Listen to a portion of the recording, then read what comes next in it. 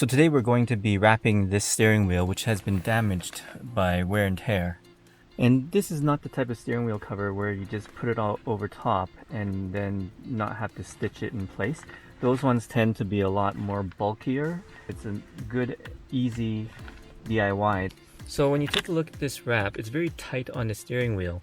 And the original ridges where the hands go on, like this, you can see that it's coming through. So you'll have that original feel to the steering wheel as well when you, once you're done with this. Fracking Creations, a YouTube variety channel that touches different parts of your life. Want more videos on Cars? Subscribe to the channel or check out our website. It's quite worn out. Even here where you normally would use to turn the steering wheel, here as well, sometimes you grip like this. It's all worn out. So before we get going, we're going to use this microfiber here to give it a good wipe, just to get some of the grease off. Now that we've cleaned the steering wheel, we're going to put this steering wheel wrap on, and it will be a tight fit, so you have to stretch a little bit. And note that the stitching is supposed to go on the bottom here.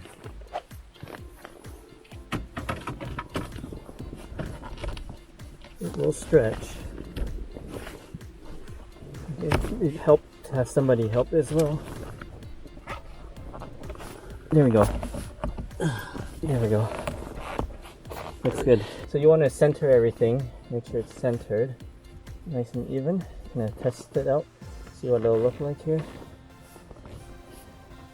It's not too bad already. Looks nice. Okay, I think everything looks centered. If it's not, you might have to readjust and take it off. But I think that looks pretty centered. If we're worried about it slipping a bit, what we can do is put a little bit of tape into here. The double-sided carpet tape works well. And apply that right here. Another one here.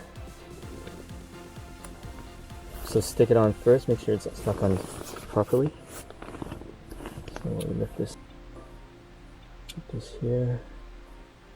Put this here. Yeah, make sure all of them look even on all the sides, all the spokes. I think this looks pretty good. So before we get started, let's take these off, and it should stick right there. So let's start attaching it. Helps to have some fingernails. Unbundled the thread, which we'll be using. They do provide 2 bundles of thread, so if in case you make a mistake and you need to redo it. Well, we have the needle, so we'll thread that and get started. They recommend to not start at the spokes because you cannot go from the back to the front. Also not where the stitching is. So what we can do is start at one spoke here and go all the way around, finish there, or maybe somewhere here. Let's try that. So you always want to go from behind to the front. So it's like this. To get started, what you want to do is pull the thread through and leave about 6 inches or so, or a little bit more if you want. And that's what you're going to use to tie up and finish up the threading of this. So we're going to start like this, and then we're going to work our way back and forth around, come back here, and then we'll be able to tie this end with the other end of the thread. So whenever you come from the front, you want to go diagonally up to the next one, and in this case it's this one here. And then from there you want to go across underneath and come out the front and keep going in that pattern. Okay, so let's go. And once you go from the front here, you want to go over and in through the diagonal loophole and tighten this up. But make sure you don't pull this end through. You still want to have the 6 inches or so left behind for you to use. Right? In this case, I'm leaving about 10 to 12 inches. And then you want to pull it through and go through the front. And watch your fingers. Don't poke them. Though this needle is not the sharpest, it can still hurt if you poke with enough force. So we're starting to thread this, and we'll have to tighten it as we go, but when we first start out, it's going to be loose because you don't have anything holding this end of the thread. So when we come back around, this will get tightened again. But as you get further along, you need to start tightening it, because when you pull the tighten, you won't be able to tighten more than one loop at a time. It gets more difficult.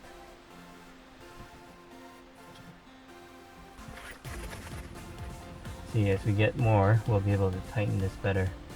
And it's starting to look nice already, so let's keep doing this.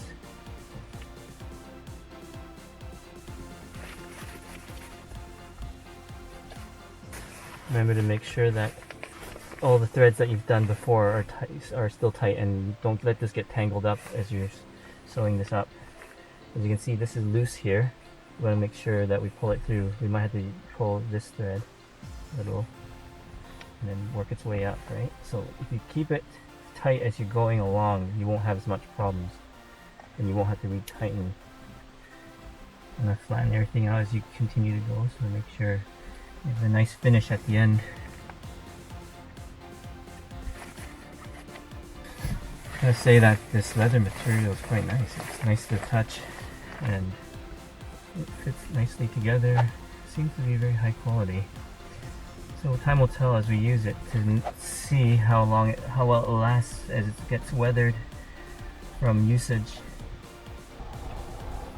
So before you tighten, it's easier to just kind of push it so it's flat against each other, and as you pull, the two sides come together.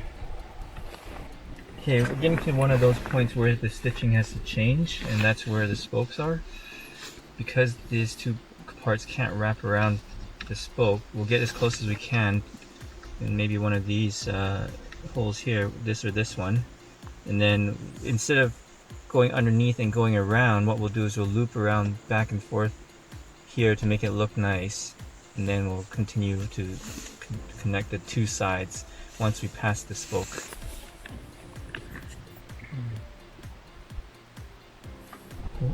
So that's the best I can do, and as you can see,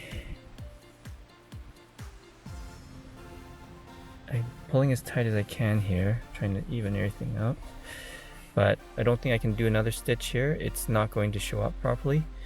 It won't close completely, that is, and so all you'll see is a thread running through. So instead of doing that, this is where I will be stopping. I think even this one can't completely close, but I have to make sure it stays tight. Then I'll just do the loop around the front.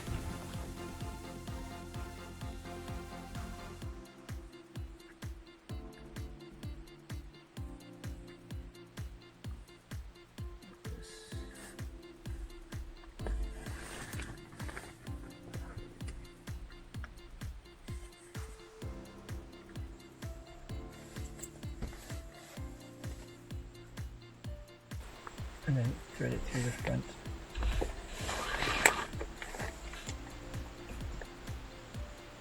As you start to pull this one, it starts to pull and bring the two sides together.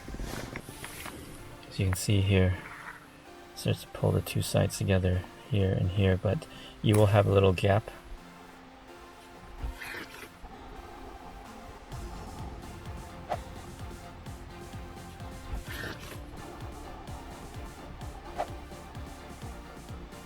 Last few stitches.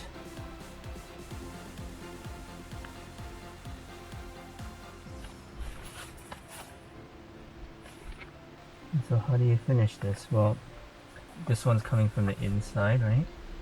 And this one here, to tie it, should be coming from the inside as well. So what we can do is go through the back of the next hole, even though the front, the original starting point was already has a thread through there, and come out. So now you can see they're both coming from inside. That's where you can start to pull and tighten everything.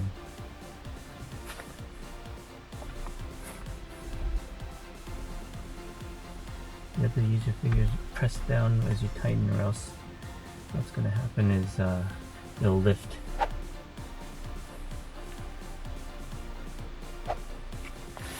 Once you do that, you want to make another knot. You want a double knot. So you have to put it in inside. Flatten everything out. You can cut these somewhere about here, and we'll try and snug it, push it underneath.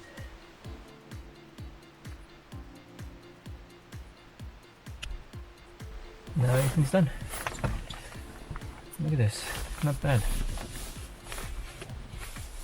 So let's take a look at the steering wheel wrapping that we did earlier, and as you can see with the sunlight it'll be easier to see what the results look like.